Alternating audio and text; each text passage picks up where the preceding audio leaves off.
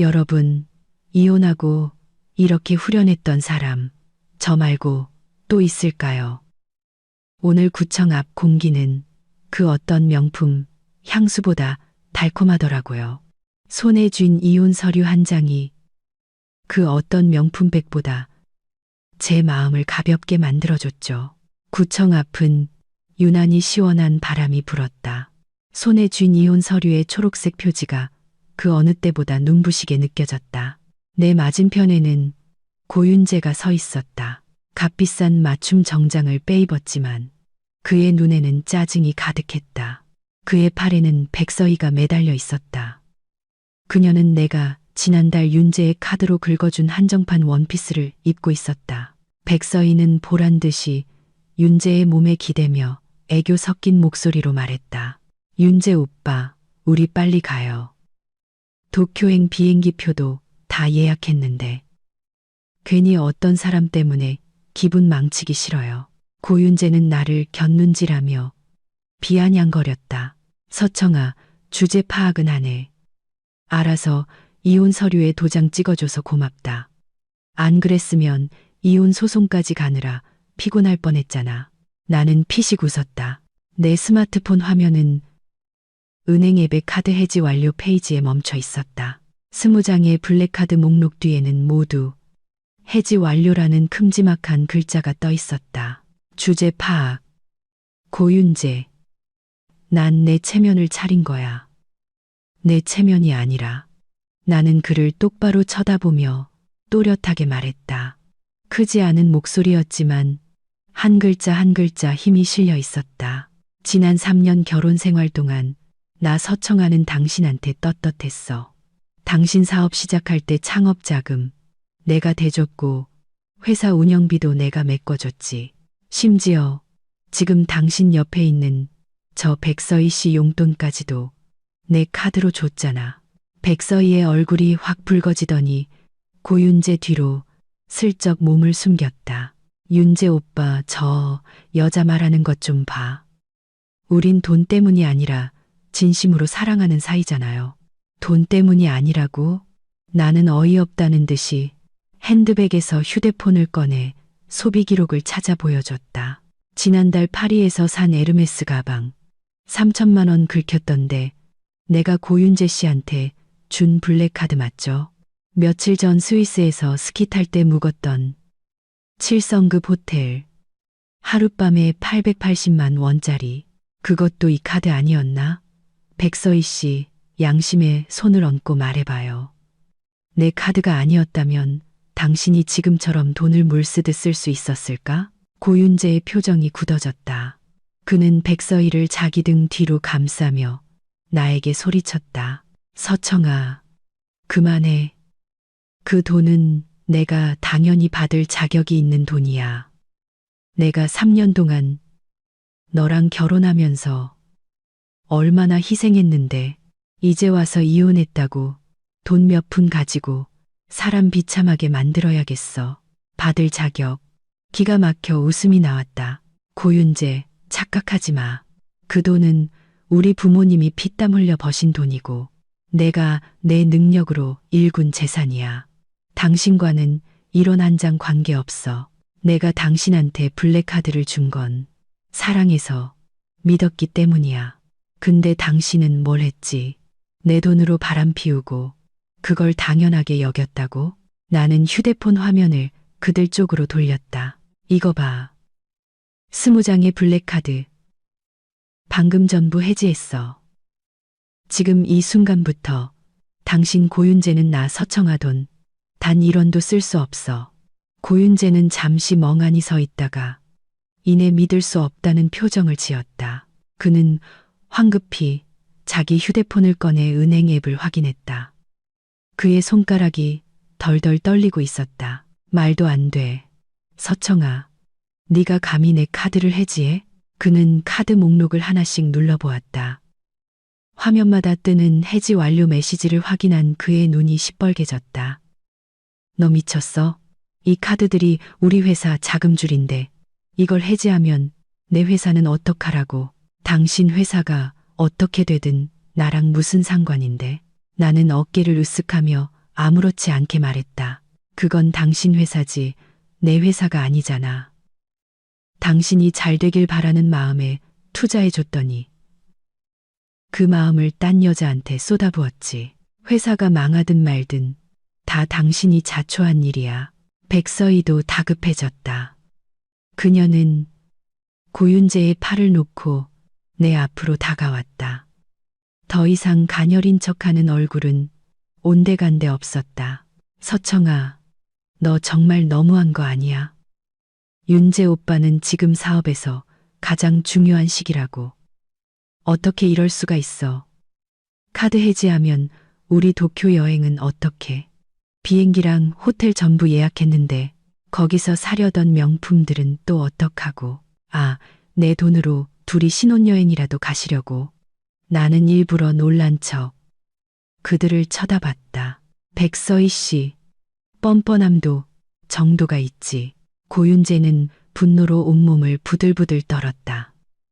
그는 나를 손가락질하며 한참 동안 말을 잇지 못하다가 겨우 한마디 내뱉었다. 서청아, 너무 더위하지 마. 내 카드 없어도 나 얼마든지 잘 살 수 있어. 도쿄도 갈 거고 명품도 다 살 거야. 너 없이 내가 얼마나 더 잘 사는지 똑똑히 보여주겠어. 그래? 나는 피식 웃었다. 내 블랙카드가 없으면 고윤재는 그냥 껍데기뿐인 남자다. 자금난에 허덕이던 그의 회사는 전적으로 내 카드에 의존해 겨우 버티고 있었다. 이제 그 카드가 사라졌으니 당장 도쿄행 비행기 표값을 마련할 수 있을지도 의문이었다. 백서희도 옆에서 거들었다. 맞아요. 윤재 오빠는 능력이 있으니까 괜찮을 거예요. 서청아, 너 나중에 후회나 하지 마. 우리가 도쿄에서 돌아와서 산 명품들 보여주면 배 아파서 어쩌려고? 나는 한심하다는 듯 그들을 쳐다봤다. 정말이지. 가소롭고 불쌍한 인간들이었다. 좋아, 기대하고 있을게. 나는 휴대폰을 가방에 넣고 돌아섰다. 도쿄에서도 그렇게 당당할 수 있길 바랄게. 고윤재가 내 등 뒤에서 소리쳤다. 서청아, 너 나한테 오늘 한 짓 반드시 대가를 치르게 될 거야. 나는 걸음을 멈추지 않고 손을 흔들어 보였다. 언제든지. 그나저나 그 비싼 도쿄 여행 경비부터 걱정하는 게 어때? 비행기 표 살 돈도 없어서 망신당하지 말고. 나는 길가에 세워둔 스포츠카에 올라탔다. 차창이 천천히 올라가며 고윤재와 백서희의 분노에 찬 얼굴을 가렸다. 백미러로 보이는 그들의 발악하는 모습에 입꼬리가 저절로 올라갔다. 블랙카드 해지는 시작에 불과했다.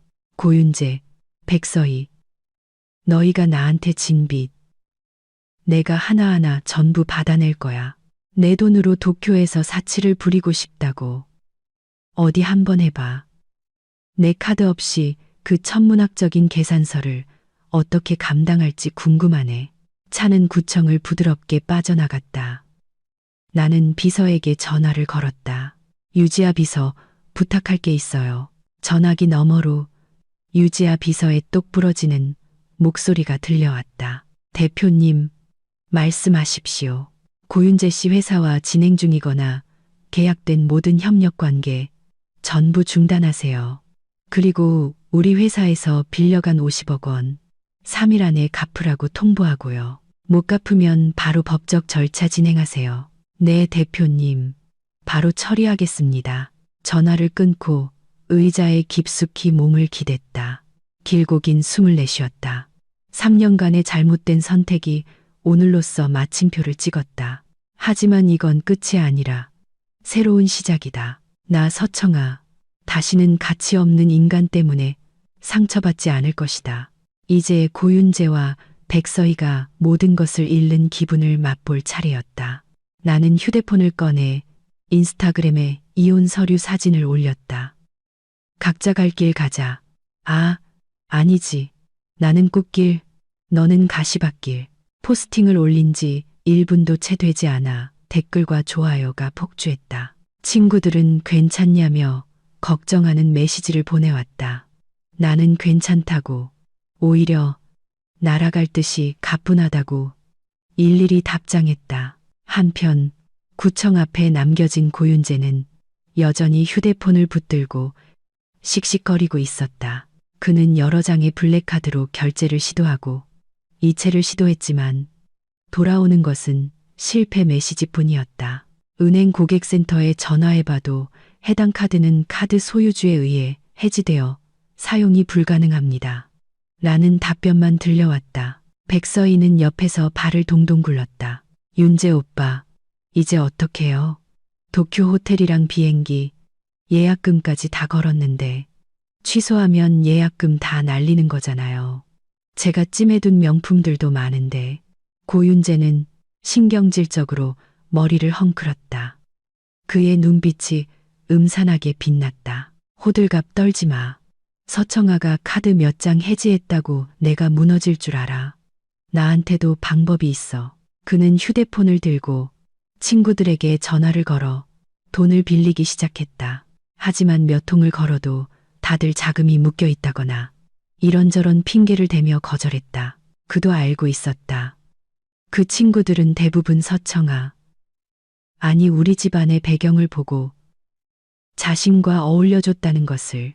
이제 내가 이혼하고 집안의 지원도 끊겼으니 그들이 돈을 빌려줄 리 만무했다. 30분 넘게 통화했지만 단 1원도 빌리지 못했다. 고윤재의 얼굴은 점점 더 굳어졌다. 백서희는 그런 그를 보며 실망감을 감추지 못했다. 오빠, 그냥 우리 도쿄 여행은 취소할까요? 취소? 고윤재가 그녀를 쏘아보았다. 안 돼. 내가 친구들한테 너 데리고 초호와 도쿄 여행 간다고 다 말해놨는데. 이제 와서 취소하면 내 얼굴이 뭐가 돼. 서청아가 보란 듯이 카드까지 해지했는데 도쿄도 못 가면 그 여자한테 비웃음만 살 거라고. 그는 이를 악물었다. 어떻게든 가야 해. 아버지한테 전화해서 돈 좀 붙여달라고 해야겠다. 백서희의 눈이 반짝 빛났다. 맞아요, 오빠. 아버님이라면 분명 방법이 있으실 거예요. 고윤재는 흥고하고 콧방귀를 뀌며 백서희를 끌고 주차장으로 향했다. 두고 봐, 서청아. 내가 도쿄에서 네 돈 없이도 얼마나 화려하게 살 수 있는지 똑똑히 보여줄 테니까. 그들은 몰랐다. 고윤재의 아버지는 이미 투자 실패로 막대한 빚을 지고 제 한 몸 건사하기도 벅찬 상태라는 것을. 그리고 나는 그 사실을 이미 알고 혹시 몰라 주변 지인들에게 고윤재에게 돈을 빌려주지 말라고 미리 손을 써두었다. 나는 스포츠카에 앉아 고윤재가 백서희를 끌고 그의 낡은 중고 BMW에 타는 모습을 지켜봤다. 웃음이 터져 나왔다. 원래 그는 내가 사준 마이바흐를 타고 다녔었다. 그러다 백서희의 환심을 사기 위해 그 차가 너무 아저씨 같다며 소위 커플카라 불리는 BMW로 바꿨다. 지금 생각해보니 아마 마이바흐를 담보로 대출이라도 받았나 보다. 아니나 다를까 10분도 채 되지 않아 유지아 비서에게서 메시지가 왔다. 대표님, 방금 고윤재 씨가 부친께 전화로 돈을 빌리려다 크게 혼났다고 합니다. 집에 돈이 떨어진 지 오래고 예전에 진 빚이나 빨리 갚으라는 핀잔만 들었다고 하네요. 나는 차갑게 웃으며 화면을 두드렸다. 알았어요. 계속 동태를 살피세요. 고윤재의 집안 사정은 내가 너무나도 잘 알았다. 그의 아버지는 허황된 꿈만 꾼는 사람이었다. 젊은 시절 무리한 투자로 집안을 거덜내고 내가 시집 올 때 우리 부모님이 빚의 일부를 갚아주지 않았다면 진작에 파산했을 것이다. 그런 아버지에게서 돈을 얻어내겠다는 건 어불성설이었다. 얼마 지나지 않아 유지아 비서에게서 다시 메시지가 도착했다. 대표님, 고윤재 씨가 회사에 남은 유동자금 3억 원을 전부 빼내서 도쿄행 퍼스트 클래스 항공권과 최고급 호텔 스위트룸을 예약했습니다. 3억 원이라. 나는 눈썹을 치켜떴다. 그 돈으로 도쿄에서 며칠이나 버틸 수 있을까? 특히 고윤재와 백서희의 씀씀이라면 호텔 보증금으로도 부족할 터였다. 그때 휴대폰이 울렸다. 발신인은 고윤재였다. 나는 일부러 벨소리가 몇 번 울리고 나서야 전화를 받았다. 전화기 너머로 그의 의기양양한 목소리가 들려왔다. 서청아, 들었어? 나 도쿄 가는 비행기표 예약했어. 퍼스트 클래스로. 도쿄만에 있는 7성급 호텔 스위트룸도 잡았다고. 하룻밤에 1,000만 원짜리야. 나는 아무렇지 않은 척 대답했다. 아, 그래요. 축하해요. 고윤재는 내 담담한 반응이 의외였는지 잠시 머뭇거리더니 이내 더 가시 돋친 목소리로 말했다. 서청아, 아닌 척하지 마. 솔직히 배 아프지? 네 블랙카드 없어도 난 얼마든지 호화롭게 살 수 있다고. 두고 봐. 도쿄에 도착하면 너한테 매일같이 서희랑 돈 쓰는 사진 보낼 테니까 네가 어떤 남자를 찾는지 똑똑히 보라고. 옆에서 백서희의 목소리가 들려왔다. 일부러 들으라는 듯한 과장된 톤이었다. 청아 씨, 미안해서 어쩌죠? 원래 이 도쿄 여행 청아 씨랑 윤재 오빠가 같이 갔어야 하는 건데 이젠 제가 오빠랑 가게 됐네요. 우린 긴자 가서 쇼핑도 하고 미슐랭 레스토랑에서 근사한 식사도 하고 후지산 보면서 온천도 할 거예요. 전부 청아 씨가 예전부터 하고 싶어 했던 것들이죠. 그래요? 나는 피식 웃었다. 그럼 재밌게 놀다 와요. 근데 충고 하나 할게요. 3억 원. 그렇게 펑펑 쓰다간 금방 바닥날 텐데. 나중에 돈 없어서 도쿄 길바닥에 나앉는 꼴은 보이지 말아요. 고윤재는 버럭 소리를 질렀다. 서청아, 너 지금 저주하는 거야. 3억 원은 그냥 용돈일 뿐이야. 나 도쿄에 아는 사람 많거든. 돈 떨어지면 다들 알아서 가져다 줄 거라고. 내가 너 없으면 못 살 줄 알아? 이번에 도쿄 가서 돈만 쓰는 게 아니라 초대박 사업 계약도 하나 따올 거니까. 그때가 되면 넌 땅을 치고 후회하게 될걸. 초대박 사업? 나는 일부러 그를 떠보았다. 무슨 사업인데요? 살짝 알려줄 수 있어요? 고윤재는 잠시 말을 더듬었다. 아마 급하게 지어내려니 마땅한 게 생각나지 않는 모양이었다. 아무튼 엄청나게 돈 되는 사업이야. 서청아, 너 두고 보라고. 내가 도쿄에서 돌아오면 네가 얼마나 남자 보는 눈이 없는지 깨닫게 해줄 테니까. 나처럼 능력 있는 남자를 찾으니 말이야. 백서희도 거들었다. 맞아요.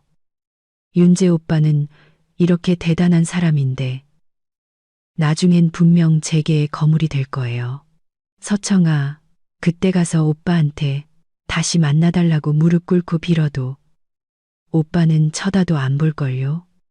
그런가요? 나는 더 이상 그들과 말을 섞고 싶지 않았다. 그럼 좋은 소식 기다릴게요. 순조로운 여행 되길 바라요. 아, 아니지. 파산으로 가는 지름길이 되길. 나는 전화를 끊어버리고 고윤재와 백서희의 번호를 모두 차단했다. 더러운 것들과는 말 한마디 섞는 것도 역겨웠다. 얼마 지나지 않아 유지아 비서가 사진 한 장을 보내왔다. 공항 퍼스트 클래스 라운지에서 찍은 고윤재와 백서희의 사진이었다. 사진 속 고윤재는 백서희의 허리를 감싸 안고 더이한 표정을 짓고 있었고 백서희는 노출이 심한 슬립 드레스를 입고 한정판 가방을 든 채 카메라를 향해 V자를 그리고 있었다. 얼굴에는 자랑이라는 두 글자가 선명하게 쓰여 있었다. 나는 그 사진을 친구 임윤아에게 보냈다. 저것들 진짜 도쿄 같네. 청아, 너 저렇게 돈 쓰게 그냥 내버려 둘 거야. 내버려 두는 게 아니야. 함정을 파는 거지. 3억 원으로 도쿄에서 뭘 하겠어. 저들이 쓴 돈이 8억 원을 넘어서 더 이상 계산할 돈이 없어질 때가 진짜 쇼의 시작이야. 임윤아는 최고라는 이모티콘을 보내왔다. 역시 너답다.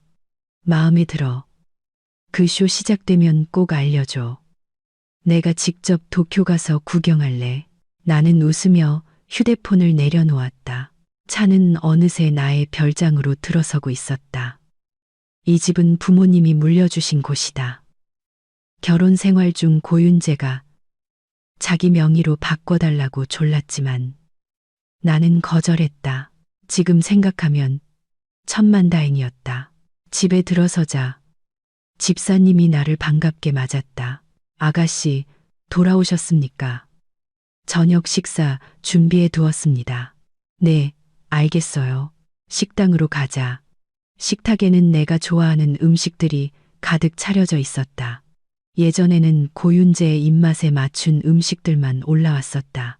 내가 뭘 좋아하는지 말해도 아무도 신경 쓰지 않았다. 이제야 비로소 내 마음대로 나를 위한 삶을 살 수 있게 된 것이다. 식사를 마치고 거실 소파에 앉아 TV 채널을 돌리고 있는데 유지아 비서에게서 메시지가 왔다. 고윤재와 백서희가 도쿄행 비행기에 탑승했고 백서희는 인스타그램에 도쿄 우리가 간다. 럭셔리 여행 시작 이라는 글과 함께 탑승권 사진을 올렸다고 했다. 그 밑에는 그녀의 유흥 친구들로 보이는 사람들의 부러움 가득한 댓글이 달려 있었다. 나는 그 화면을 캡처해 저장했다. 나중에 백서희가 몰락했을 때 이 사진들을 공개해서 자신이 얼마나 우스꽝스러웠는지 깨닫게 해줄 생각이었다. 몇 시간 후 유지아 비서에게서 다시 연락이 왔다. 대표님, 고윤재 씨와 백서희 씨가 도쿄에 도착했습니다. 호텔에 체크인하면서 고윤재 씨 개인 신용카드로 한 달치 보증금 3억 원을 결제했습니다. 한 달치. 정말 도쿄에서 한 달이나 머물 생각인가 보네. 고윤재, 허세 한번 제대로 부리기로 작정했구나. 네, 대표님. 그리고 호텔에 도착하자마자 미슐랭 레스토랑에서 저녁 식사를 했는데 한 끼에 500만 원이 나왔습니다. 이것도 고윤재 씨 개인 카드로 결제했습니다. 500만 원이라. 이제 시작일 뿐이다. 저들의 씀씀이라면 앞으로의 지출은 눈덩이처럼 불어날 것이다. 참, 고윤재 씨 개인 카드 한도가 얼마죠? 확인해 보니 5천만 원입니다. 방금 보증금으로 3억. 아, 회사 돈 3억 원은 보증금으로 썼고 개인 카드 5천만 원 중 식사비로 500만 원을 썼으니 현재 남은 한도는 4,500만 원입니다. 4,500만 원. 나는 피식 웃었다. 내일 긴자 쇼핑 비용으로도 턱없이 부족할 금액이었다. 역시나 다음 날 아침 일찍 유지아 비서에게서 메시지가 왔다. 대표님, 고윤재 씨와 백서희 씨가 아침부터 긴자로 가서 명품 쇼핑 중입니다. 백서희 씨는 벌써 에르메스 가방 3개와 다이아몬드 목걸이 몇 개를 샀는데 총액이 2억 원을 넘었습니다. 고윤재 씨 개인 카드는 이미 한도 초과입니다. 한도 초과, 흥미로워졌다. 그래서 지금 어떻게 하고 있죠? 고윤재 씨가 친구들에게 전화해서 돈을 빌리려 하지만 아무도 빌려주지 않고 있습니다. 백서희 씨는 옆에서 계속 불평을 늘어놓고 있고요. 입꼬리가 저절로 올라갔다. 벌써부터 불만이면 어떡해. 앞으로 더 기가 막힌 일들이 기다리고 있을 텐데. 얼마 지나지 않아 유지아 비서가 다시 메시지를 보냈다. 대표님, 고윤재 씨가 회사 재무팀에 전화해서 비상금을 송금하라고 지시했습니다. 하지만 재무팀에서는 이미 고윤재 씨가 회사 자금을 대부분 횡령해서 직원들 월급으로 나가야 할 500만 원밖에 남지 않았다고 합니다. 그럼 고윤재 지금 미치기 일보 직전이겠네. 네, 명품 매장 한복판에서 버럭버럭 소리를 지르고 난리가 났습니다. 주변 사람들이 다 쳐다보고 백서희 씨는 창피해서 얼굴이 새빨개졌다고 합니다. 나는 그 상황을 상상하며 웃었다. 체면을 목숨처럼 여기는 고윤재가 사람들 앞에서 망신을 당했으니 속이 부글부글 끓고 있을 것이다. 그리고 돈만 밝히는 백서희는 고윤재에게 돈이 없다는 사실을 깨닫고 벌써부터 다른 꿍꿍이를 생각하고 있겠지. 곧이어 유지아 비서의 메시지가 또 도착했다. 대표님, 고윤재 씨가 결국 직원 월급 500만 원까지 끌어다 백서희 씨의 명품값을 치렀습니다. 그리고는 다른 보석상으로 가서 백서희 씨가 마음에 들어하는 1억 원짜리 다이아몬드 팔찌를 일단 예약만 해뒀다고 합니다. 돈은 나중에 치르겠다고요. 예약? 무슨 돈으로? 글쎄요. 허세겠죠. 심지어 보석상 직원에게 자기는 돈이 넘쳐나니 걱정 말고 내일 와서 결제하겠다며 큰 소리까지 쳤다고 합니다. 이 매장 전체를 빌려서 백서희 씨 마음대로 고르게 해주겠다고요. 정말이지 구제불능이다. 나는 휴대폰을 끄고 창가로 다가갔다. 고윤재와 백서희가 도쿄에서 더 화려하게 돈을 쓸수록 나락으로 떨어지는 속도도 더 빨라질 것이다. 나는 그들이 8억 원이라는 빚더미에 올라앉아 어쩔 줄 몰라 하는 모습을 빨리 보고 싶었다. 그리고 지금 내가 할 일은 나의 새로운 인생을 마음껏 즐기는 것이다. 나는 친구 임윤아에게 전화를 걸었다. 윤아야, 나랑 몰디브로 휴가 가지 않을래? 전화기 너머로 윤아의 신난 목소리가 들려왔다. 당연하지. 청아야, 너 드디어 정신 차렸구나. 진작에 그 인간 쓰레기 버리고 내 인생 즐겼어야지. 우리 언제 출발할까? 바로 내일. 유지아 비셔한테 퍼스트 클래스 티켓이랑 몰디브 최고급 풀빌라 예약하라고 할게. 와, 청아야, 너 정말 최고야. 이번에 가서 신나게 놀자. 전화를 끊자 기분이 날아갈 듯 했다. 고윤재와 백서희는 도쿄에서 물론 그가 횡령한 회사 돈이지만 내 돈으로 사치를 부리고 나는 내 돈으로 진짜 행복을 즐긴다. 이것이야말로 그들에게 할 수 있는 최고의 복수다. 내가 행복할수록 그들은 더 고통스러울 테니까. 그 시각 도쿄. 고윤재는 여전히 백서희에게 허풍을 떨고 있었다. 서희야, 걱정 마. 내일 당장 그 1억 원짜리 다이아몬드 팔찌 사줄게. 그것뿐만이 아니야. 이 세상 모든 명품을 너한테 안겨줘서 도쿄에서 가장 빛나는 여자로 만들어줄게. 백서희는 그의 품에 안겨 만족스러운 미소를 지었다. 윤재 오빠, 정말 최고예요. 역시 오빠는 절 세상에서 제일 아껴준다니까요. 고윤재는 그녀를 끌어안으며 웃었지만 속은 타들어가고 있었다. 당장 내일 그 팔찌를 살 돈이 어디 있단 말인가. 그는 자기가 지어낸 초대박 사업에 모든 희망을 걸 수밖에 없었다. 하지만 그 사업이 어디에 있는지는 자기 자신도 몰랐다. 그는 불안한 마음을 감추고 짐짓 더 큰 소리를 쳤다. 서희야, 내일은 다른 명품 매장도 싹 돌자. 네가 갖고 싶은 거 다 사. 그리고 후지산 가서 온천도 하고 저녁엔 최고급 레스토랑에서 근사하게 식사하는 거야. 와, 정말요. 좋아요, 좋아. 백서희는 신나서 손뼉을 쳤다. 고윤재의 주머니 사정이 바닥을 드러내고 있다는 사실은 꿈에도 모른 채 유지아 비서의 메시지는 쉴 새 없이 날아왔다. 나는 소파에 누워 휴대폰 화면을 넘기며 고윤재와 백서희의 관계, 어린 소비 행각의 실소를 금치 못했다. 저 두 사람은 도쿄를 현금 인출기로 생각하는 걸까? 돈 쓰는데 눈 하나 깜빡하지 않았다. 그들이 펑펑 쓰는 돈이 결국 자신들의 낯가죽으로 갚아야 할 빚이라는 사실도 모른 채 대표님, 고윤재 씨와 백서희 씨가 긴자 명품 매장에서 나와 다른 고급 보석상으로 직행했습니다. 백서희 씨가 5억 원짜리 비둘기알 다이아몬드 반지를 마음에 들어하자 고윤재 씨가 망설임 없이 사주겠다고 했습니다. 유재아 비서의 메시지에는 놀라움이 묻어 있었다. 함께 첨부된 사진 속에서 백서희는 햇빛에 반지를 비춰보며 한바구음을 짓고 있었고 고윤재는 가슴을 쭉 펴고 이 정도는 껌값이라는 듯한 거만한 표정을 짓고 있었다. 심지어 손에는 이미 내가 해지시킨 블랙카드를 들고 보란 듯이 흔들고 있었다. 나는 차갑게 웃으며 답장했다. 그 블랙카드로 결제했어요? 아니요.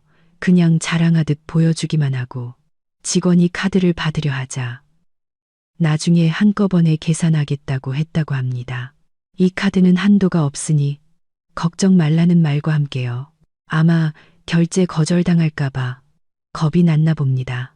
잔꾀 한번 비상하군. 나는 혀를 찼다. 체면 때문에 죽고 못 사는 그의 성격은 여전했다. 곧이어 유지아 비서에게서 긴 소비 내역서가 날아왔다. 대표님 보십시오. 반나절 만에 보석값으로만 8억 원을 썼습니다. 오전에 산 명품 가방과 액세서리까지 합치면 벌써 15억 원이 넘습니다. 게다가 호텔로 돌아가자마자 프라이빗 스파를 불렀는데 두 사람의 이 500만 원, 미슐랭 3스타 레스토랑에서 배달시킨 점심 식사가 4천만 원입니다. 이제 겨우 시작인데 나는 친구 임유나와 영상 통화를 하며 휴대폰 화면을 보여줬다.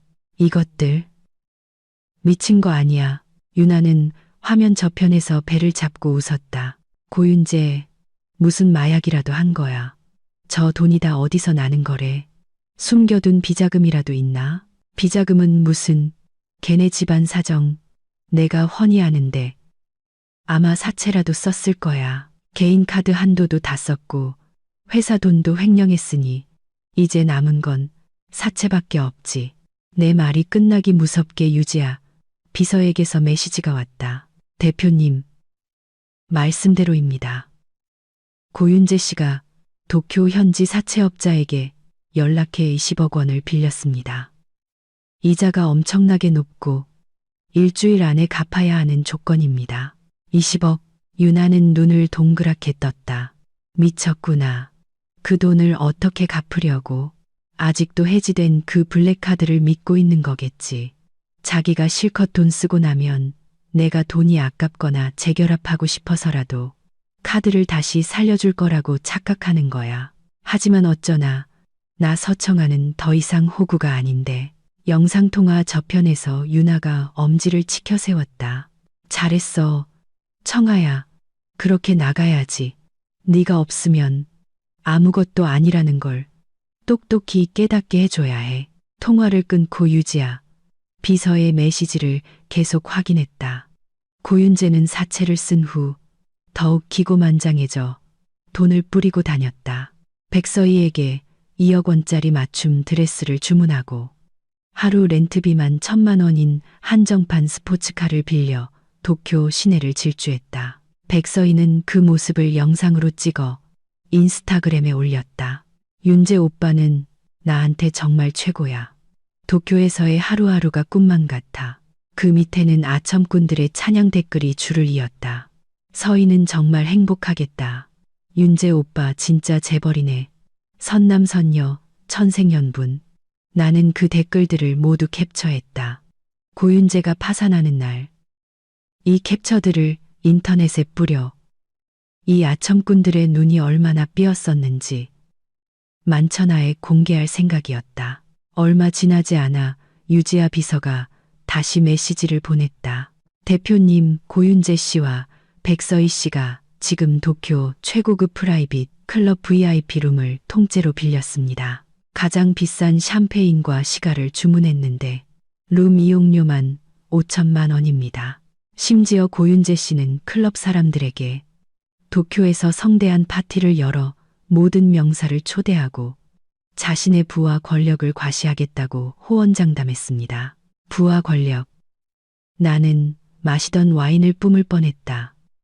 그가 말하는 부와 권력은 사채와 내가 줬던 블랙카드로 만들어진 신기루일 뿐인데 정말이지 가소롭기 짝이 없었다. 계속 감시하세요. 그들이 쓰는 돈 1원 하나까지 전부 기록해두고요. 특히 그 파티 언제까지 버티나 한번 봅시다. 네, 대표님. 휴대폰을 내려놓고 드레스룸으로 향했다. 내일 몰디브에 가져갈 옷을 고르기 위해서였다. 나의 드레스룸은 고윤재와 백서희가 묵는 호텔 스위트룸보다 컸다. 안에는 온갖 명품 가방과 옷들이 가득했다. 모두 내 돈으로 산 것들이었다. 예전에는 그의 자존심을 생각해서 비싼 옷은 잘 입지 않았다. 하지만 이제는 내 마음대로 나를 위해 꾸밀 수 있었다. 나는 섹시한 수영복 몇 벌과 아름다운 원피스, 그리고 값비싼 보석들을 짐 가방에 챙겼다. 그때 유지아 비서에게서 영상 하나가 도착했다. 영상 속 고윤재와 백서희는 프라이빗 클럽 VIP 룸에서 광란의 파티를 벌이고 있었다. 주변에는 그가 도쿄에서 사귄 친구로 보이는 불량한 무리들이 가득했다.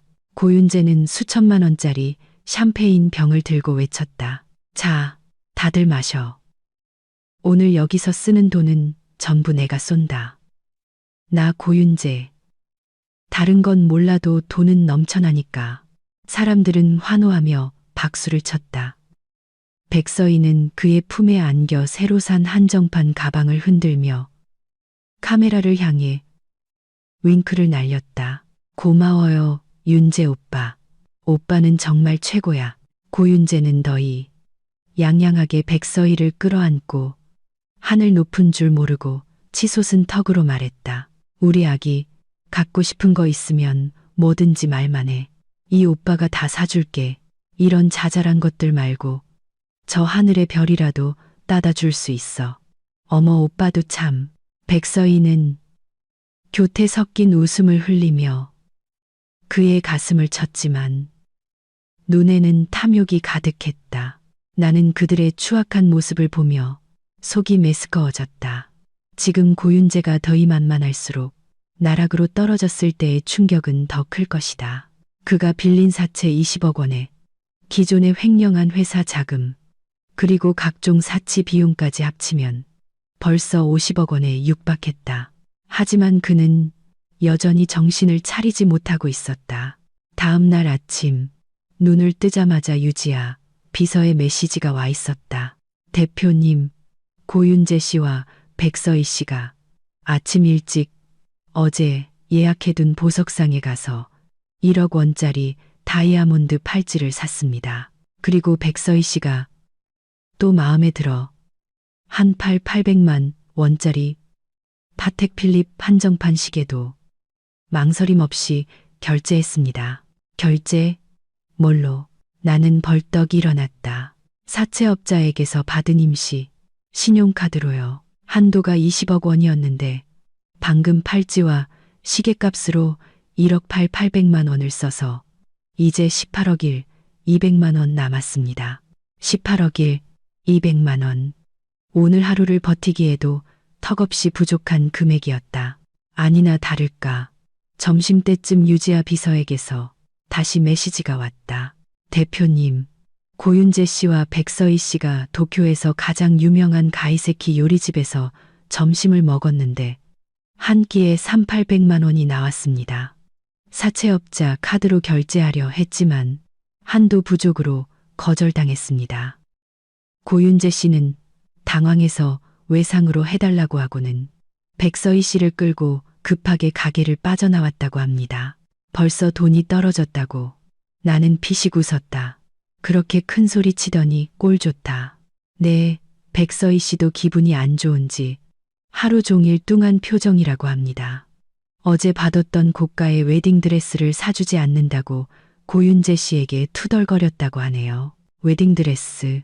나는 잠시 생각하다 이내 백서희의 속셈을 알아차렸다. 결혼으로 압박하려는 거구나. 고윤재가 진짜 재벌인 줄 알고 이 기회에 시집가서 팔자를 고치려는 속셈이겠지. 하지만 어쩌나 그녀가 믿는 황금 거위는 곧 빈털터리가 될 운명인데 얼마 지나지 않아 유지아 비서가 다시 메시지를 보내왔다. 대표님, 고윤재 씨가 다른 사채업자에게 연락해 30억 원을 추가로 빌렸습니다. 이번엔 이자가 더 높고 3일 안에 상환해야 하는 조건입니다. 돈을 받자마자 백서희 씨를 데리고 가서 이 800만 원짜리 웨딩드레스와 800만 원짜리 남성 예복을 맞췄습니다. 30억 원이라니. 그는 이제 불구덩이 속으로 제 발로 걸어 들어가는구나. 저 많은 돈을 무슨 수로 갚으려고. 글쎄요. 백서희 씨에게 단단히 홀렸거나 대표님께 자신의 건재함을 과시하고 싶었겠죠. 드레스를 맞춘 후 요트 클럽으로 가서 호화 요트를 빌렸다고 합니다. 내일 바다로 나갈 예정인데 하루 렌트비만 1억 2천만 원입니다. 요트 클럽에서 저녁 만찬도 예약했는데 5천만 원이 넘는다고 합니다. 나는 유지아 비서가 보내온 소비 내역서를 보며 혀를 내둘렀다. 그들이 쓴 돈은 어느새 72억 원을 넘어섰다. 이런 속도라면 80억 원을 채우는 건 시간 문제였다. 나는 이미짐을 다 싸고 공항으로 갈 준비를 마쳤다. 집 앞에서 기다리고 있던 임윤아가 나를 보고 달려왔다. 청아야, 준비 다 됐어. 드디어 우리의 몰디브 여행이 시작되는구나. 응, 다 됐어. 나는 웃으며 트렁크에 짐을 싣고 차에 올라탔다. 고윤재와 백서희는 도쿄에서 미처 날뛰게 내버려 두고 우리는 우리의 멋진 인생을 즐기러 가는 거야. 공항으로 가는 차 안에서 창밖 풍경을 보며 마음이 한결 가벼워지는 것을 느꼈다. 그 시각 도쿄. 고윤재는 여전히 백서희에게 허풍을 떨고 있었다. 서희야, 내일은 요트 타고 바다로 나가서 저녁엔 선상에서 근사한 해산물 파티를 하는 거야. 그리고 너한테 세상에서 가장 성대한 프러포즈를 할게. 널 세상에서 가장 행복한 여자로 만들어줄게. 백서희는 그의 목을 끌어안고 뺨에 키스했다. 윤재 오빠, 정말 최고예요. 오빠가 절 진심으로 사랑하는 줄 알고 있었어요. 고윤재는 더이양양하게 웃었다. 자신이 세상에서 가장 행복한 남자라고 생각했겠지만 그는 몰랐다. 80억 원이라는 거대한 청구서와 함께 재앙이 그의 턱 밑까지 차올랐다는 사실을, 그리고 그가 누리는 행복이 한순간에 부서질 신기루에 불과하다는 것을. 나는 유지아 비서에게 메시지를 보냈다. 그들의 동향, 특히 소비 금액을 계속 주시하세요. 80억 원에 도달하는 즉시 보고하고요. 몰디브행 퍼스트 클래스 좌석에 막 앉았을 때 유지아 비서의 메시지가 도착했다. 메시지 끝에는 느낌표까지 붙어 있었다. 대표님, 고윤재 씨와 백서희 씨의 총 소비액이 79억 원을 돌파했습니다. 이제 1억 원만 더 쓰면 정확히 80억 원입니다. 나는 부드러운 좌석에 몸을 기대고 화면을 쓸어내렸다. 입가에 장난기 어린 미소가 번졌다. 옆에서 엿보던 임윤아가 혀를 찼다. 세상에, 저것들 도쿄를 아주 자기네 안방처럼 쓰는구나. 하루에 수십억을 쓰다니. 사채로 빌린 돈 다 거덜낼 작정이네. 거덜내야 좋지. 나는 무심하게 좌석 등받이를 조절했다. 그래야 구름 위에서 진흙탕으로 떨어지는 기분이 어떤 건지 제대로 느끼게 될 테니까. 그때 유지아 비서의 실시간 보고가 또 들어왔다. 대표님, 그들이 요트에서 돌아와 도쿄 최고급 프렌치 레스토랑 레칸, 레크린으로 직행했습니다. 가장 비싼 킹크랩 코스와 1982년산 라피트 로칠드 와인을 주문했는데 와인 한 병 값만 6천만 원입니다. 요트 잔금과 면세점에서 산 한정판 시계 2개 값까지 합치면 정확히 80억 원입니다. 때가 왔군. 나는 피식 웃었다. 이제 저들이 계산서와 마주할 시간이야. 임윤아는 신이 나서 손을 비볐다. 빨리 유지아 비서한테 현장 영상 찍으라고 해. 고윤재가 카드 내밀면서 거들먹거리는 꼴 좀 봐야겠어. 나는 유지아 비서에게 잘 찍어두세요라고 답장을 보내고 휴대폰을 무음으로 바꿨다. 승무원이 샴페인을 건넸다. 나는 한 모금 마셨다. 차가운 액체가 목을 타고 넘어가자 마음속 깊은 곳에서부터 짜릿한 쾌감이 솟아올랐다. 그 시각 도쿄의 레스토랑 레칸. 고윤재는 백서희의 허리를 감싸 안고 창가 VIP석에 앉아 있었다. 식탁 위에는 정교한 프랑스 요리가 가득했고 6천만 원짜리 와인은 디켄터 속에서 매혹적인 빛을 발하고 있었다. 백서희는 1억 원짜리 다이아몬드 팔찌와 5억 원짜리 다이아몬드 반지를 낀 손을 흔들며 고윤재에게 애교를 부렸다. 윤재 오빠, 이 킹크랩 정말 맛있어요. 어제 먹었던 가이세키 요리보다 훨씬 더요. 고윤재는 게살을 발라 그녀의 입에 넣어주며 역겨울 정도로 다정한 목소리로 말했다.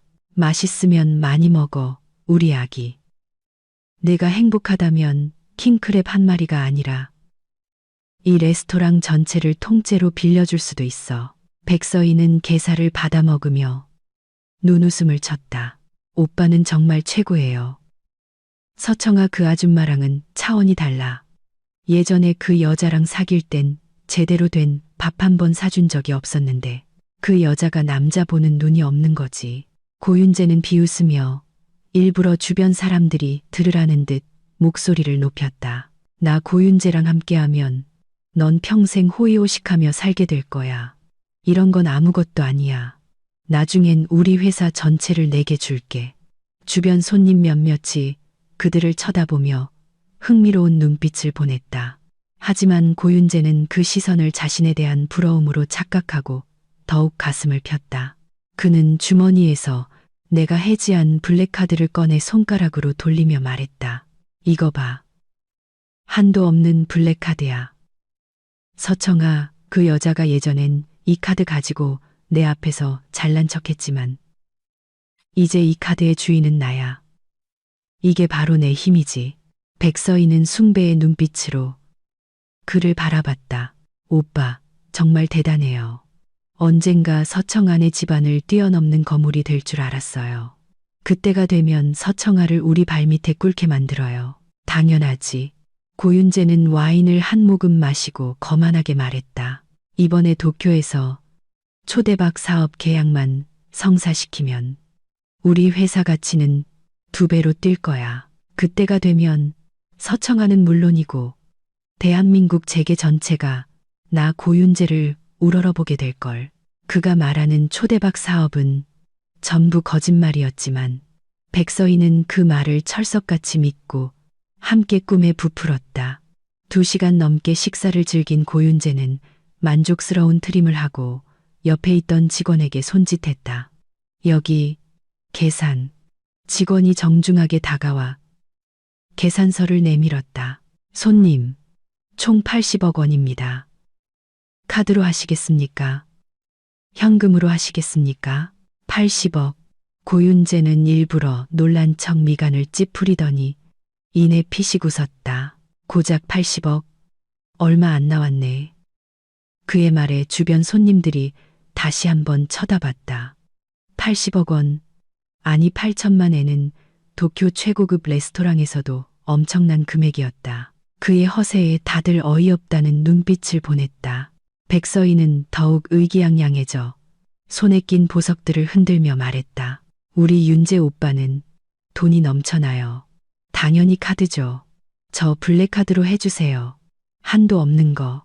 고윤재는 직접 하겠다는 듯 그녀의 손을 저지하고 느긋하게 블랙카드를 직원에게 건넸다. 이 카드로 비밀번호는 86개. 직원은 2손으로 카드를 받아 정중하게 말했다. 네, 손님, 잠시만 기다려 주십시오. 직원이 계산대로 향하는 동안 고윤재는 백서희의 어깨를 감싸 안으며 속삭였다. 봤지? 80억은 나한테 푼돈이야. 이따 계산하고 옆에 있는 카지노 가서 돈 좀 따서 너한테 더 큰 다이아몬드 목걸이 사줄게. 백서희는 좋아서 어쩔 줄 몰라 했다. 오빠 정말 최고예요. 오빠랑 함께하는 매일매일이 이렇게 짜릿하고 멋져요. 당연하지. 고윤재는 그녀의 뺨에 키스하며 너희만만한 미소를 지었다. 그는 계산대 직원의 얼굴에 스친 미묘한 난처함을 전혀 눈치채지 못했다. 나는 유지아 비서가 보내온 현장 영상을 보며 샴페인을 마셨다. 영상 속 고윤재의 하늘을 찌를 듯한 콧대에 임윤아는 마시던 샴페인을 뿜을 뻔했다. 저 인간, 연기 대상감이다. 네가 해지한 카드를 들고 저렇게 뻔뻔하게 연기하다니. 잠시 후에 결제 거절당하면 뭐라고 변명할지 궁금하네. 걱정 마. 쇼는 이제부터 시작이니까. 나는 영상을 저장하며 웃었다. 똥 씹은 표정이 돼 그의 얼굴이 눈에 선했다. 도쿄의 레스토랑. 직원이 카드를 들고 돌아왔다. 여전히 정중한 미소를 띠고 있었지만 목소리에는 미안함이 묻어 있었다. 손님, 죄송하지만 이 카드는 결제가 되지 않습니다. 고윤재의 얼굴에서 미소가 싹 가셨다. 뭐라고? 결제가 안 된다니 무슨 소리야? 네, 손님. 단말기에 카드가 유효하지 않다고 나옵니다. 다른 카드로 결제해 주시겠습니까? 고윤재의 얼굴이 굳어졌다. 그는 카드를 확 낚아채더니 다시 직원에게 내밀었다. 말도 안 돼. 이건 한도가 없는 블랙카드라고. 당신네 기계가 고장 난 거겠지. 다시 해봐. 네, 손님. 직원은 난처해하면서도 다시 카드를 들고 계산대로 향했다. 백서희의 얼굴에서도 웃음기가 사라졌다. 그녀는 고윤재의 팔을 잡아 끌며 속삭였다. 오빠, 정말 무슨 문제 생긴 거 아니에요? 카드 진짜 안 되는 거 아니야? 쓸데없는 소리마. 고윤재는 그녀를 쏘아붙였다. 서청아, 그 여자가 다른 카드는 해지했어도 이 메인 카드는 절대 해지 못해. 아직 나한테 미련이 남았거든. 분명 기계 고장일 거야.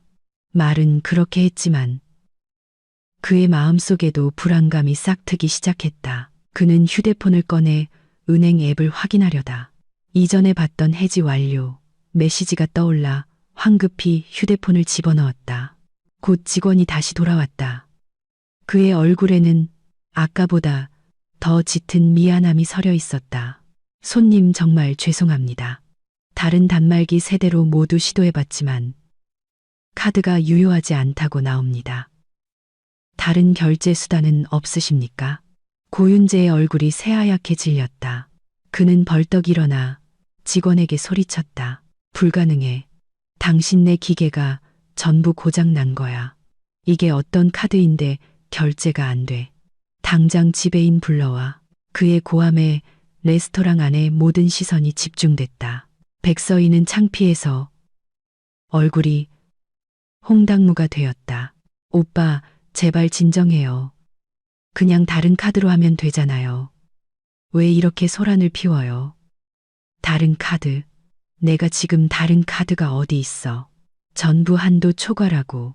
오늘 이 카드로 결제 못하면 나 이 80억 원 못 내. 직원의 표정도 굳어졌다. 손님, 진정하십시오. 저희 단말기는 정상 작동하고 있습니다. 손님의 카드가 유효하지 않은 것입니다. 만약 결제가 불가능하시다면 규정에 따라 관련 부서에 연락을 취할 수밖에 없습니다. 관련 부서. 지금 날 협박하는 거야? 고윤재는 분노로 온몸을 떨었다. 그는 이제 빼도 박도 못하는 상황에 처했다. 나 고윤재, 돈 많아. 그냥 이 카드에 잠깐 문제가 생긴 것뿐이야. 내 비서한테 전화해서 당장 돈 가져오라고 할 테니까 기다려. 그는 떨리는 손으로 휴대폰을 꺼내 비서의 번호를 찾기 시작했다. 하지만 그 자신도 알고 있었다. 비서에게도 돈이 없다는 것을. 설령 돈이 있다 해도 80억 원이라는 거금을 당장 마련할 수는 없다는 것을. 백서희는 옆에서 어쩔 줄 몰라 하며 서 있었다. 주변 사람들의 수군거림과 비웃는 듯한 시선에 쥐구멍이라도 숨고 싶었다. 그녀는 이제야 깨달았다. 고윤재에게 정말 돈이 없을지도 모른다는 것을. 나는 유지아, 비서가 보내온 실시간 영상을 보며 샴페인을 마셨다. 옆에서 임윤아는 웃음을 참지 못하고 배를 잡았다. 하하하. 고윤재 꼴 좀 봐. 방금 전까지 기세등등하더니 이제 완전 광대꼴이네. 백서희 표정은 거의 울기 직전이고 이제 시작일 뿐이야. 비서랑 통화하고 나면 진짜 쇼가 펼쳐질걸. 레스토랑 안. 고윤재는 겨우 비서의 번호를 찾아 통화 버튼을 눌렀다. 김 비서. 당장 80억 원 준비해서 내 칸으로 와. 여기서 밥 먹었는데 계산을 못하고 있잖아. 전화기 너머에서 무언가 말이 들려오자 고윤재의 얼굴이 새하얗게 질렸다. 그는 눈을 동그랗게 뜨고 믿을 수 없다는 듯 허공을 응시했다. 주변 손님들은 숨을 죽이고 그를 지켜봤다. 백서희도 불안한 눈으로 그를 쳐다봤다. 나는 유지아 비서가 보내온 실시간 화면을 뚫어져라 쳐다봤다. 옆에서 임윤아는 소파 팔걸이를 치며 웃었다. 고윤재 얼굴 좀 봐. 완전 넋이 나갔네. 영혼이 가출했어. 나는 샴페인을 한 모금 마셨다. 화면 속 고윤재는 휴대폰을 쥔 채 입술을 파르르 떨고 있었다.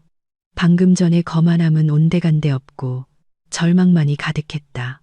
주변 손님들은 이제 대놓고 수군거리기 시작했다. 몇몇은 휴대폰을 꺼내 몰래 사진을 찍었다.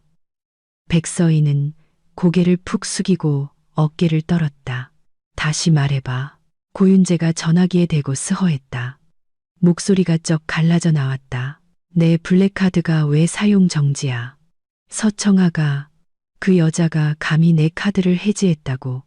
뭔가 잘못한 거 아니야? 전화기 너머로 비서의 울먹이는 목소리가 들려왔다. 사장님, 잘못한 게 아닙니다. 방금 은행에 제 차 확인했습니다. 사장님 명의의 블랙카드 20장 모두 서청아 대표님께서 직접 영구해지 처리하셨다고 합니다. 다시는 복구할 수 없다고 비서는 말을 이었다. 그리고 그 카드들은 원래 대표님 개인 명의로 발급된 가족 카드였다고 합니다.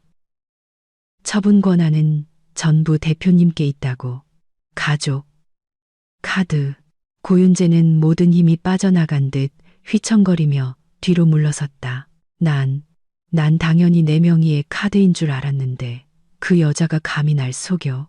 그의 목소리가 꽤 컸던 탓에 주변 사람들은 모든 상황을 파악했다. 여기저기서 억눌린 웃음소리가 터져 나왔다. 누가 봐도 이 남자는 아내 덕에 호의호식하다가 이혼당하고 모든 것을 잃은 빈대남이었다. 백서희의 얼굴이 새하얗게 질렸다. 그녀는 고윤재의 옷자락을 잡고 있던 손을 스르르 놓았다. 그녀의 눈에는 경악과 불신이 가득했다. 그녀는 이제야 깨달았다. 고윤재는 재벌이 아니었다. 그의 모든 부는 서청아에게서 나온 것이었다. 윤재 오빠. 이게 다 무슨 소리예요? 백서희의 목소리가 떨려 나왔다. 카드. 정말 서청아가 해지한 거예요? 그럼 우리 이 80억 원은 어떡해요? 고윤재는 그녀를 돌아볼 겨를도 없었다. 그는 휴대폰을 붙들고 소리쳤다. 김비서, 어떻게든 방법 찾아봐. 대출을 받든 뭘 하든 30분 안에 80억 원 마련해. 못하면 너 해고야. 사장님, 저도 정말 방법이 없습니다. 비서는 울부짖었다. 회사 자금은 바닥난 지 오래고 직원들 월급도 2달이나 밀렸습니다. 아무도 우리 회사에 돈을 빌려주려 하지 않아요. 80억 원은 사채로도 당장 구하기 힘든 돈이라고요. 쓸모없는 놈. 고윤재는 휴대폰을 바닥에 내동댕이 쳤다. 액정이 산산조각 났다. 레스토랑 안의 분위기는 싸늘하게 식었다. 사람들의 비웃음과 수군거림이 그의 귀를 파고들었다. 빈대남이었네. 여자 돈으로 호의호식하다가 버림받은 꼴이라니. 아까 그거만 하던 꼴 좀 봐. 재벌 2세라도 되는 줄 알았더니 옆에 여자도 참 불쌍하다. 저런 남자 따라다니다가 같이 망신당하네. 그 말들은 비수가 되어 고윤재의 심장에 박혔다. 그는 얼굴이 시뻘개졌다가 하얘지기를 반복했다. 그는 갑자기 직원을 향해 돌아섰다. 당신네들 기계가 문제 있는 게 틀림없어. 내 카드는 한도 없는 블랙카드라고. 일부러 날 엿먹이려는 거지.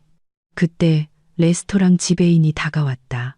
손님, 저희 레스토랑의 모든 소비는 정가에 따라 책정됩니다. 손님께서 주문하신 킹크랩은 알래스카에서 공수한 최고급 식재료이며 1982년산 라피트 로칠드 와인은 시가 그대로입니다. 여기 상세 내역서가 있으니 확인해 보십시오. 고윤재는 계산서를 낚아챘지만 차마 똑바로 쳐다보지 못했다. 그도 알고 있었다. 자신과 백서희가 흥청망청 돈을 썼다는 것을. 그는 이제 막무가내로 나가기 시작했다. 몰라. 나 지금 돈 없어. 자꾸 그러면 사기죄로 경찰에 신고할 거야. 손님, 그건 곤란합니다. 지배인의 얼굴도 굳어졌다. 계속해서 결제를 거부하신다면 저희도 경찰에 신고하고 법적 절차를 밟을 수밖에 없습니다. 그때 가서 망신당하는 건 누가 될지 잘 생각해 보십시오. 지배인의 말은 고윤재의 아픈 곳을 정확히 찔렀다. 경찰서까지 가게 되면 그의 추악한 실체가 만천하에 드러날 터였다. 백서희는 옆에서 울먹였다. 오빠, 제발 그만해요. 너무 창피해. 그냥 이 보석들 맡기고 일단 나가면 안 될까요? 그녀는 자신의 손에 낀 보석들을 가리켰다. 이거 다 합치면 20억은 넘을 거예요. 일단 이걸로 일부라도 맡고. 맞아, 담보. 고윤재는 지푸라기라도 잡는 심정으로 외쳤다.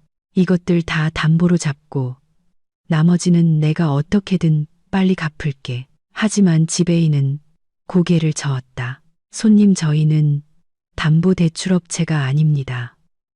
보석의 진위 여부나 가치를 당장 확인할 수도 없고요. 결제가 불가능하시다면 관련 부서에 연락을 취하겠습니다. 관련 부서? 무슨 부서? 채무 불이행 관련 분쟁을 처리하는 곳입니다. 상황에 따라 경찰에 협조를 요청할 수도 있습니다. 일본 법에 따라 거액의 채무를 고의로 불이행할 경우 구류 또는 기소될 수 있습니다. 구류, 기소. 고윤재는 다리가 풀려 주저앉을 뻔했다.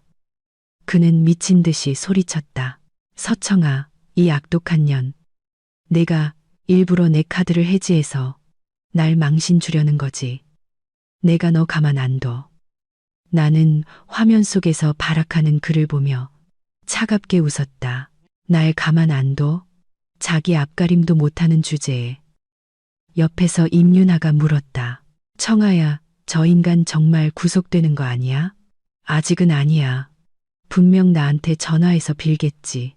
하지만 난 안 받을 거야. 모든 걸 잃는 기분이 어떤 건지 뼈저리게 느끼게 해줘야지. 내 말이 끝나기 무섭게 유지아 비서에게서 메시지가 왔다. 대표님, 고윤재 씨가 대표님께 전화하려는 것 같습니다. 나는 휴대폰을 무음으로 바꿨다. 이제 와서 빌어봤자 소용없어. 레스토랑 안 고윤재는 떨리는 손으로 내 번호를 눌렀다. 전화 연결음이 울리자 그는 애원하듯 소리쳤다. 청아야, 나야. 내가 잘못했어. 제발 한 번만 도와줘. 80억 원만 갚아주면 우리 다시 합치자. 응. 나는 화면에 뜬 그의 번호를 보고 망설임 없이 통화 거절 버튼을 누르고 그 번호마저 차단 목록에 추가했다. 고객님께서 전화를 받을 수 없습니다. 자동 응답 메시지가 흘러나오자 고윤재의 얼굴에서 마지막 핏기마저 사라졌다. 주변에서는 조롱 섞인 웃음이 터져 나왔다. 전 부인한테 차단당했나 보네. 꼴 좋다. 백서희는 이제 완전히 고개를 숙인 채 눈물만 뚝뚝 흘리고 있었다. 고윤재는 그 웃음소리에 자극받았는지 주변을 향해 악을 썼다. 뭘 봐. 웃지 마. 지배인은 굳은 얼굴로 그에게 경고했다. 손님, 더 이상 소란 피우시면 곤란합니다. 그때 바닥에 떨어져 있던 그의 휴대폰이 울렸다. 비서였다. 그는 마지막 희망을 걸고 전화를 받았다. 김비서, 돈 구했어. 사장님, 큰일 났습니다. 비서의 다급한 목소리가 들려왔다. 은행에서 그러는데 그 카드들 원래 한도 없는 블랙카드가 아니랍니다. 서청아 대표님이 매달 임시 한도를 넣어줘서 그렇게 보였던 것뿐이라고. 지금은 그 한도까지 전부 동결됐다고 합니다. 사장님 관련 계좌 전부 잔액 0원입니다. 뭐? 라고? 고윤재는 마치 번개를 맞은 듯 그 자리에 얼어붙었다. 자신이 믿었던 모든 것이 거짓이었다. 자신의 부와 권력은 서청아가 베푼 동정에 불과했다. 백서희는 그 통화 내용을 전부 듣고 다리에 힘이 풀려 주저앉았다. 고윤재는 정신 나간 사람처럼 소리쳤다. 김비서, 어떻게든 돈 구해 훔치든 뺐든 80억 원 만들어내라고. 사장님, 제발 정신 좀 차리세요. 비서는 울부짖었다. 우리 회사 이제 망했습니다. 서청아 대표님이 모든 협력 관계를 끊고 3일 안에 50억 원 갚으라고 소송까지 걸었습니다. 이제 정말 끝이라고요. 협력 중단, 50억 소송. 고윤재의 머릿속이 하얘졌다. 서청아가 이렇게까지 철저하게 자신을 무너뜨릴 줄은 몰랐다. 서청아, 이 독한 년. 그가 절규하는 사이 백서희는 조용히 뒤로 물러섰다. 그녀는 고윤재가 완전히 끝났다는 것을 깨달았다. 그녀는 몰래 자신의 손에서 반지와 팔찌를 빼 가방에 넣었다. 이 지옥 같은 곳에서 하루빨리 벗어나야 했다. 지배인은 차가운 목소리로 말했다. 손님, 이제 정말 방법이 없으신 것 같군요. 관련 부서에 연락하겠습니다. 당신들, 날 불법 감금하는 거야. 손님, 저희는 일본 법에 따라 절차를 진행하는 것뿐입니다. 대사관에 연락하셔도 채무를 이행하라는 말만 들으실 겁니다. 고윤재는 완전히 무너졌다. 그때 다시 휴대폰이 울렸다. 아버지였다. 이 역적 놈아, 너 밖에서 무슨 짓을 하고 다니는 거야. 서청아네 회사에서 50억 갚으라고 소송장이 날아왔어. 집까지 차압당하게 생겼다고. 아버지, 저 도쿄에서 80억 원 빚을 졌어요. 뭐? 80억? 이 미친놈아. 네가 저지른 짓은 네가 알아서 해. 난 이제 네 애비도 아니다. 전화는 끊겼다. 마지막 동아줄마저 끊어진 고윤재는 벽에 기댄 채 텅 빈 눈으로 허공을 응시했다. 그는 모든 것을 잃었다. 그때 제복을 입은 남자 2명이 다가왔다. 고윤재 씨, 도쿄 채무관리부입니다. 80억 원 채무불이행 건으로 조사에 협조해 주셔야겠습니다. 싫어. 난 환자야. 그는 발버둥 쳤지만 속수무책으로 그들에게 끌려나갔다. 경찰차에 태워지는 순간 고윤재는 창밖을 보며 뜨거운 눈물을 흘렸다. 그의 인생은 완전히 끝났다. 한편 두바이 공항에 도착한 백서희는 환호성을 질렀다. 그녀는 인스타그램에 쓰레기는 버리고 새 출발. 두바이, 내가 왔다. 라는 글을 올렸다. 그녀는 자신이 판 보석이 고윤재의 돈으로 산 것이라는 사실도, 그가 지금 어떤 지옥을 겪고 있는지도 까맣게 잊었다. 하지만 그녀는 몰랐다. 그녀가 보석을 판 가게에서 이미 그녀의 모든 정보를 유지아 비서에게 넘겼다는 것을. 그리고 그 정보는 고스란히 내게 전달되었다. 백서희, 두바이가 너의 새로운 시작이 될 것 같아. 천만에, 이제부터 악몽의 시작일 뿐이야. 나는 몰디브의 눈부신 햇살 아래 차가운 미소를 지었다. 고윤재의 전화를 끊은 나는 몰디브의 푸른 하늘을 보며 깊은 평온함을 느꼈다. 과거의 상처와 배신은 이제 저물어가는 노을과 함께 사라지고 있었다. 임윤아는 코코넛 주스를 건네며 말했다. 청아야, 이제 정말 다 끝났네. 고윤재, 저 인간 이제 재기는 글렀어. 당연하지. 평생 68억 빚 갚으면서 살아야 할 걸. 그때 유지아 비서에게서 영상 하나가 도착했다. 대표님 고윤재 씨는 채무 상환 계약서에 서명한 후 출국 금지 조치를 당하고 도쿄에 남아 막노동으로 빚을 갚고 있습니다. 지금은 한 식당 주방에서 설거지를 하고 있는데 시급이 1000엔이라고 합니다. 잠 안 자고 일만 해도 수십 년은 걸릴 겁니다. 나는 영상을 재생했다.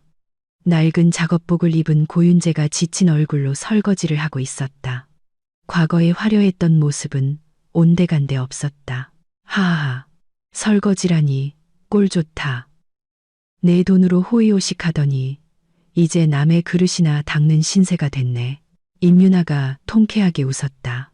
나는 영상을 끄며 담담하게 말했다. 자기가 뿌린 씨, 자기가 거두는 거지.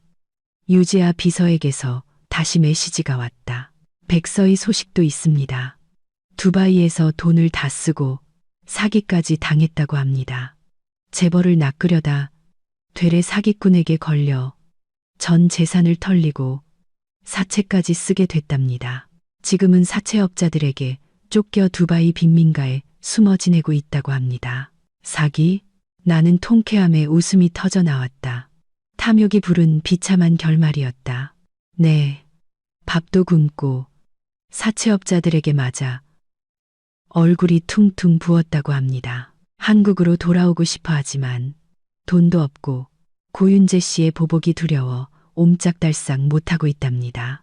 불쌍한 척 해봤자지. 고윤재 돈 들고 튈 땐 언제고. 임윤아가 혀를 찼다. 나는 일주일간의 달콤한 휴가를 마치고 한국으로 돌아왔다.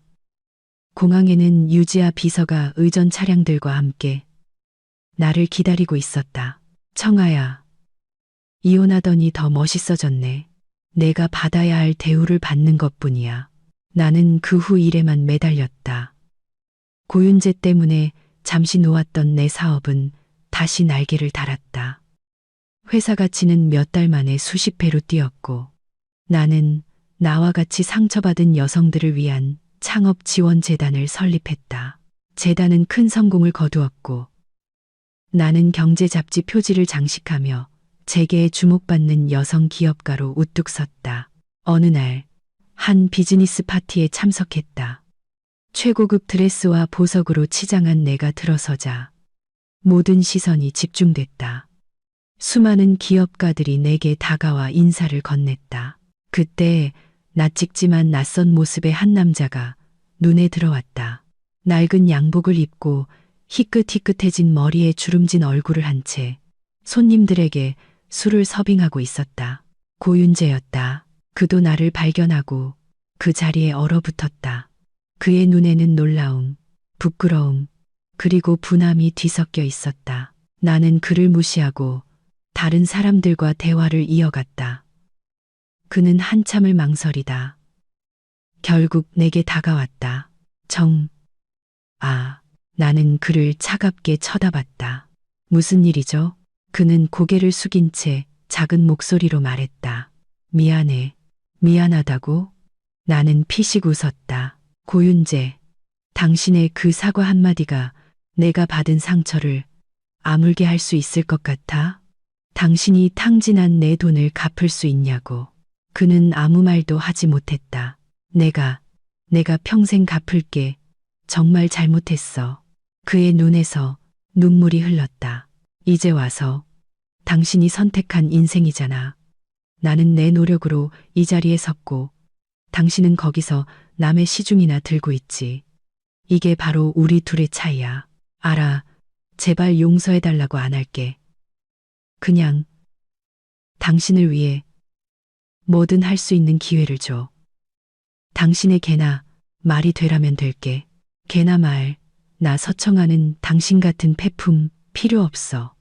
다시는 내 앞에 나타나지 마. 다음엔 이렇게 곱게 넘어가지 않을 테니까. 나는 그에게서 등을 돌렸다. 고윤재는 그 자리에 주저앉아 오열했고 사람들의 비웃음 속에서 파티장을 뛰쳐나갔다. 파티가 끝나고 유지아 비서는 그의 근황이 담긴 서류를 내밀었다. 과로로 몸은 망가졌고 빚은 눈덩이처럼 불어나 평생 갚아도 모자랄 지경이라고 했다. 나는 서류를 옆으로 치웠다. 나랑 상관없는 일이야. 백서희는 두바이에서 버티지 못하고 밀입국하려다 공항에서 사채업자들에게 잡혔다고 합니다. 해외로 팔려가 빚을 갚게 될 거라고 하네요. 나는 그 소식에도 아무런 감흥이 없었다. 백서희가 잡힌 데에는 내가 사채업자들에게 그녀의 귀국 정보를 흘린 공이 컸다. 그 배신자들은 마땅한 벌을 받았다. 나는 차창 밖으로 스쳐 지나가는 도시의 야경을 보며 생각했다. 나는 이제 누구에게도 의지하지 않는 나 자신의 여왕으로 다시 태어났다. 성공적인 사업, 진정한 친구들, 그리고 누구의 눈치도 보지 않고 쓸 수 있는 돈. 이 모든 것이 그 어떤 사랑보다 나를 행복하게 만들었다. 집으로 돌아와 나는 고윤재와 백서희와 관련된 모든 것을 휴대폰에서 삭제했다. 과거는 이제 안녕이다. 나를 배신한 자들은 지옥에서 허우적거릴 것이고 나는 이 눈부신 햇살 아래서 누구보다 찬란하게 빛날 것이다. 이것이 나 서청아의 복수이자 나 자신에게 주는 최고의 선물이다.